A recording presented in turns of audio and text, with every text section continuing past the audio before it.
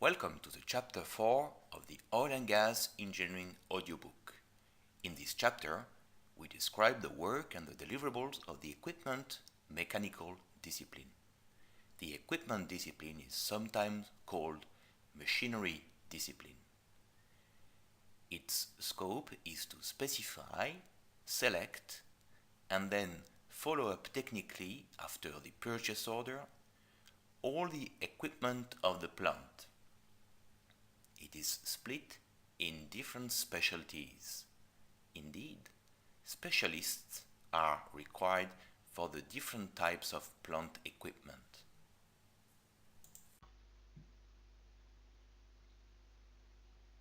In fact, equipment are grouped in 4 categories. Static equipment, which are pressure vessels and heat exchangers. Rotating equipment, which are pumps, compressors, turbines. Fired equipment, which are furnaces, boilers, flare. And the last category is packages. The 4 different specialists all start their work from the functional requirements defined by process and shown on the equipment process datasheet. To these requirements must be added information specific to the site environment, as well as specifications to ensure the high quality and dependable service of the equipment. This is done by issuing the mechanical datasheet. Compared to the process datasheet shown on the left side, which only contains functional requirements, the mechanical datasheet shown on the right side contains additional design and construction information. One of the most important information is the applicable design and construction code. Oil and gas facilities equipment are indeed almost always specified to comply with an industry code, which is the American Petroleum Institute API code, such as for the case of this mechanical datasheet of a turbo compressor, it is specified to comply with API 617. There are such codes for all types of equipment. They contain prescriptions for the design, manufacturing, inspection, and testing of equipment to ensure a long and uninterrupted service life. The mechanical datasheet also indicates the material of construction. This is specified by the materials and corrosion discipline. We will see how this is determined in the corresponding discipline section.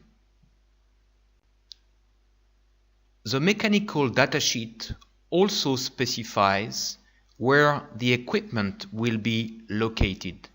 Will it be located indoors, housed within a building, or outdoor? What type of environmental conditions exist at the location where the equipment will be installed? Is the equipment going to be installed within a hazardous area, in which case the instrument and electrical equipment need to have explosion protection? What type of utilities are available at site? For example, cooling water or not? And finally, the mechanical datasheet will indicate the purchaser's choices when the code gives the choice between different technologies, such as, for instance, the sealing of rotating machinery. As pressure vessels contrary to the other types of equipment, are fully designed by the engineering company, a drawing is prepared showing their dimensions. This drawing is not the final drawing of the vessel. The final drawing will be that issued by the manufacturer.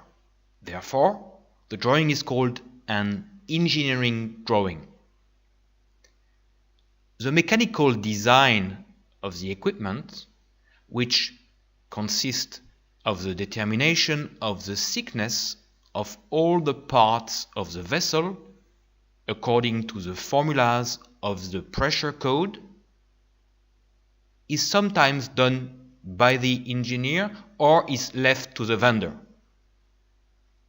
The mechanical design allows to determine the vessel weight as well as the foundation details and loads. Heat exchangers are subject to both thermal and mechanical design.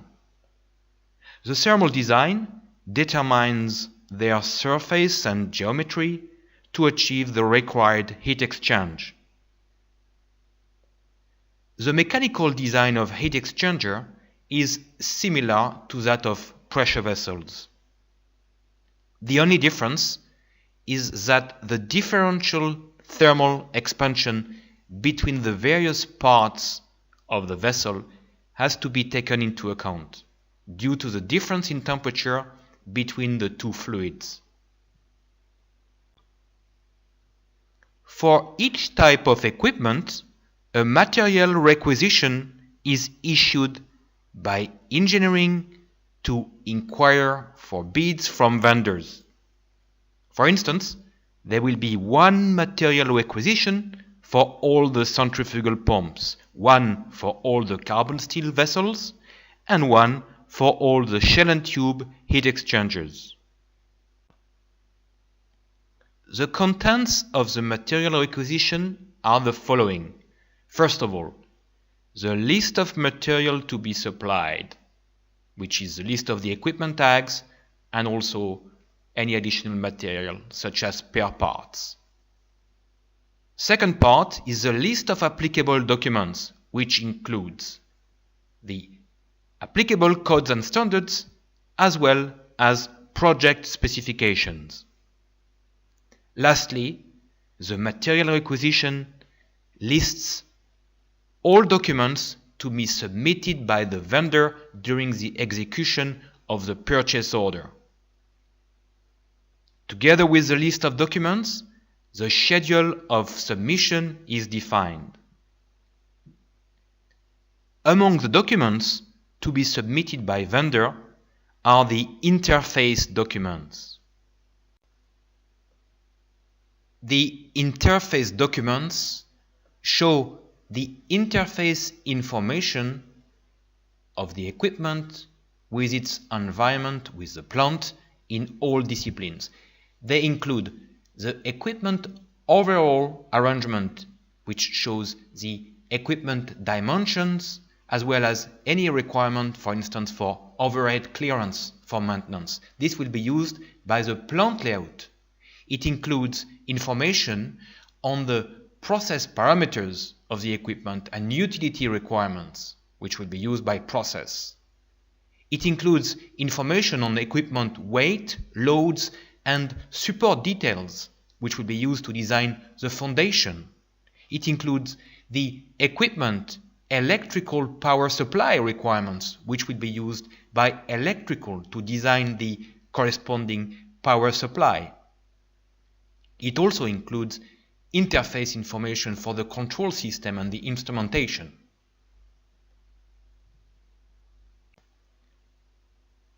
For individual equipment, such as pressure vessels, the information shown on the mechanical datasheet and that included in the specified design and construction code are sufficient to fully define the technical requirements. No other document must be prepared. For equipment with an extended scope of supply, such as a turbo compressor set, and for packaged units, a specification needs to be written to precisely define the scope of supply and services. Before reviewing the contents of this specification, let's review what is a package. A package could mean a packaged equipment, meaning that the equipment comes with an extended environment. This is the case for a compressor set, for instance, which comes with its auxiliary systems, such as lube oil and fuel gas, as well as its own control and firefighting systems. A package could also mean a packaged unit. A packaged unit is a set of equipment performing a prescribed process function. The design and supply of all the equipment is the responsibility of the vendor that provides a process performance guarantee for the overall package. Packaged units are purchased for units requiring a dedicated know-how, such as gas treatment units. These packages may be supplied as modular units, as shown here, where the equipment, pipes, instruments are mounted on a common skid. But packages could also be supplied shipped loose, where equipment are supplied individually for installation at site. Modular packages save erection time and are the norm for offshore facilities. Regardless of the type of package, whether it is a packaged equipment or a packaged unit, a specification needs to be issued in order to describe in details the scope of supply and services as well as all technical requirements. The package specification describes in details the scope of supply and services. It provides the list of all applicable specifications, the performance guarantees, the design requirements in all disciplines. Indeed, within a package, there are a number of disciplines such as pressure vessels, piping, structural, electrical, instrumentation, and so on. So the requirements in each of these disciplines must be defined in the package specification. The package specification defines whether the package will have an independent control system or be controlled by the plant central control system. It also defines the pre-assembly level of the package, which strongly determines the extent of the site works. It finally describes the types of inspection and testing that is required. A dedicated material requisition is issued for each package.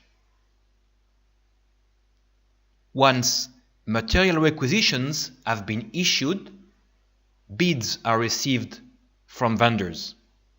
The work of the equipment engineer is then to review the technical acceptability of the bids. This is done by preparing the technical bid tabulation. The technical bid tabulation is a table in which all technical requirements of the inquiry documents are indicated, along with what is offered by each vendor. Clarification meetings are held with suppliers to better understand the contents of their offer. Once the technical bid tabulation has been completed, the technical compliance of each vendor is stated by engineering to procurement. The purchase order is then placed, but this is not the end of the work of the equipment engineer. Indeed, the equipment engineer will follow up the work done by the vendor, including the design, and the equipment engineer will approve the design and the fabrication. The review of vendor documents by the equipment engineer is not a solitary review. Indeed, equipment interface concerns several engineering disciplines. A column, for instance, has interfaces with virtually all engineering disciplines.